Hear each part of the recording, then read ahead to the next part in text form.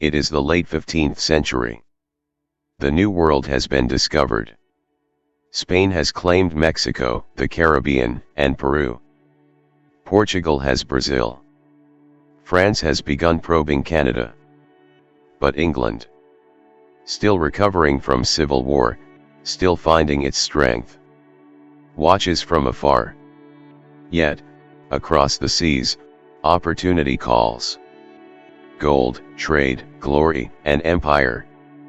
And so begins the story of how a small island kingdom would plant fragile colonies in the wilderness. Colonies that would one day grow into a nation. This is the epic tale of English exploration and colonization of America. The first English eyes to gaze on the Americas belonged not to explorers seeking settlement, but to sailors chasing fortune. In 1497, under the commission of King Henry VII, an Italian navigator named John Cabot, Giovanni Caboto, sailed west across the Atlantic. He landed on the rocky coasts of Newfoundland, perhaps even New England. Though he found no passage to Asia and no glittering cities, Cabot's voyage gave England its first claim to lands in the New World. Yet, for decades, England did little. Why? Because Spain's power loomed too great. Because England's own politics were turbulent. It was not until the age of Elizabeth I, the Virgin Queen, that English eyes turned westward once more. The mid-1500s were an age of boldness. England's sailors were not yet colonists, they were privateers. Pirates, licensed by the crown, to plunder Spanish treasure ships. Figures like Sir Francis Drake, who circumnavigated the globe and raided the Spanish Main. And Sir Walter Raleigh, poet, soldier, and dreamer, who imagined an English empire in America. Raleigh sponsored voyages to Roanoke Island, off the coast of present-day North Carolina. In 1585, a small group of settlers arrived. They built a fort, grew hungry, quarreled with native peoples, and eventually returned to England. In 1587, another group came, led by John White. He left to gather supplies. When he returned, 3 years later, the colony was gone. The only clue, the word Croatoan carved into a post. The Lost Colony of Roanoke remains one of history's enduring mysteries. But though it failed, the dream of English colonization did not die. In 1607, 3 small ships, the Susan Constant, Godspeed, and Discovery, sailed into the Chesapeake Bay. A group of 104 settlers landed on the banks of the James River. They named their settlement Jamestown, in honor of King James I. At first, it was a place of misery. Swampy land bred disease. Food was scarce. The settlers, many of them gentlemen unused to labor, quarreled and starved. Only the leadership of Captain John Smith kept the colony alive.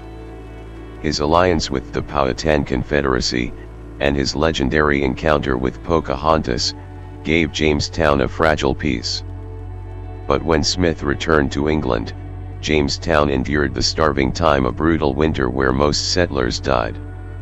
And yet, Jamestown survived. Why?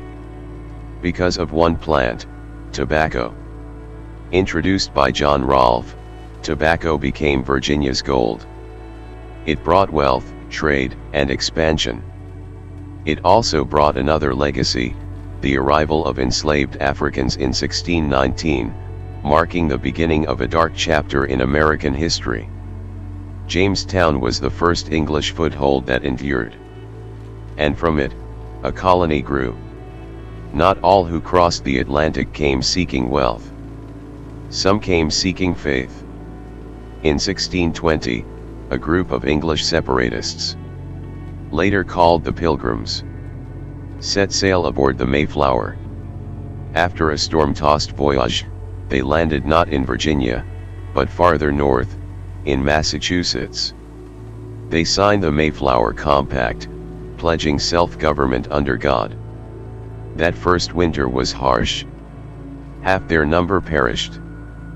But with the help of native peoples like Squanto and the Wampanoag, they learned to plant corn, hunt, and fish. Their survival gave rise to a tradition of Thanksgiving, a harvest feast that still echoes today. Plymouth was small, but it set a precedent. America would not only be a land of profit, but also a refuge for faith and conscience. Soon, more ships came.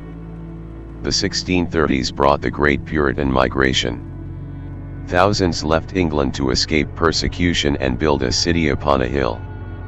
They founded Massachusetts Bay Colony, led by John Winthrop. Strict, disciplined, deeply religious, they saw themselves as building a godly society. Other colonies followed. Connecticut, founded by Thomas Hooker. Rhode Island, created by Roger Williams, a haven of religious freedom. New Hampshire. In New England, villages clustered around churches. Schools were built to teach children to read the Bible. Life was harsh, but the spirit was resilient. Here, the seeds of self-rule and independence were planted early. While New England grew from faith, the southern colonies grew from profit. Maryland, founded in 1632, was a haven for English Catholics under Lord Baltimore. The Carolinas grew rice, indigo, and later cotton. Their wealth rested on plantations and enslaved labor. Georgia, founded in 1732 by James Oglethorpe, was the last of the 13 colonies. It began as a refuge for debtors and a buffer against Spanish Florida. Thus, the South became a land of plantations, aristocratic landowners, and enslaved Africans, an economy tied to the soil.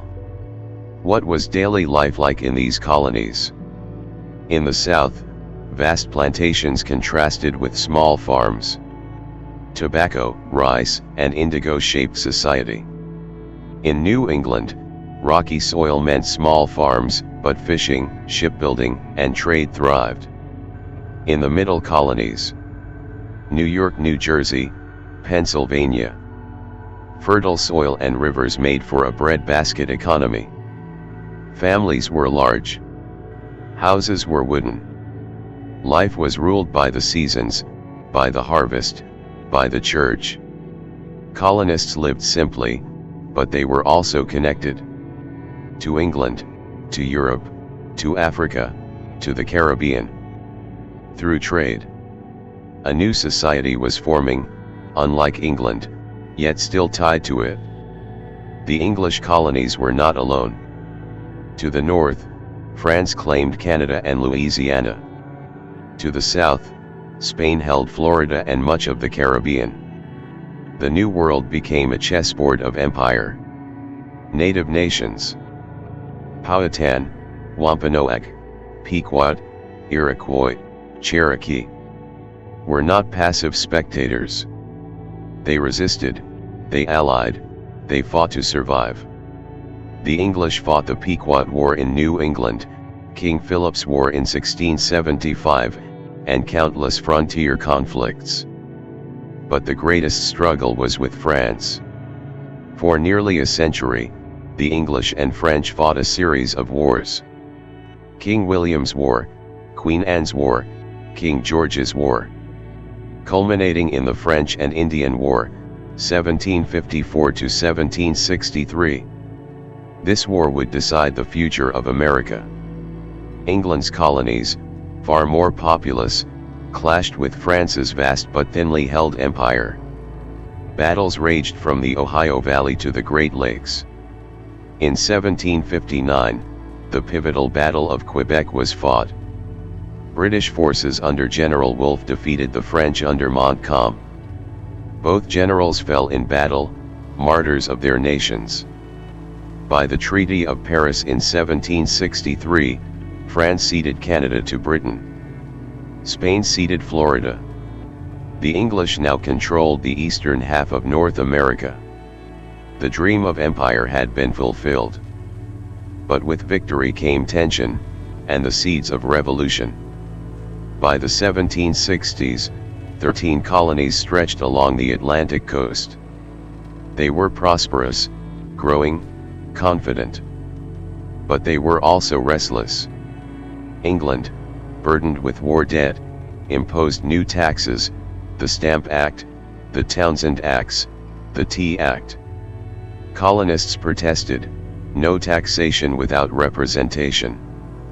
The English colonies, born of explorers, settlers, and dreamers, now began to see themselves as something new. Americans. What began as exploration had become colonization. And what began as colonies would soon become a nation. From John Cabot's first glimpse of the Newfoundland coast, to the struggles of Jamestown, to the faith of the Pilgrims, the vision of Puritans, the wealth of Virginia, the diversity of Pennsylvania. The English carved out not just colonies, but a new world within the new world. They brought their language, their laws, their traditions. They also brought slavery, conflict, and displacement of native peoples. The story of English colonization is a story of endurance and contradiction, of faith and greed, freedom and oppression, dreams and hardship. It is the story of how a small island kingdom built an empire, and how that empire gave birth to a nation.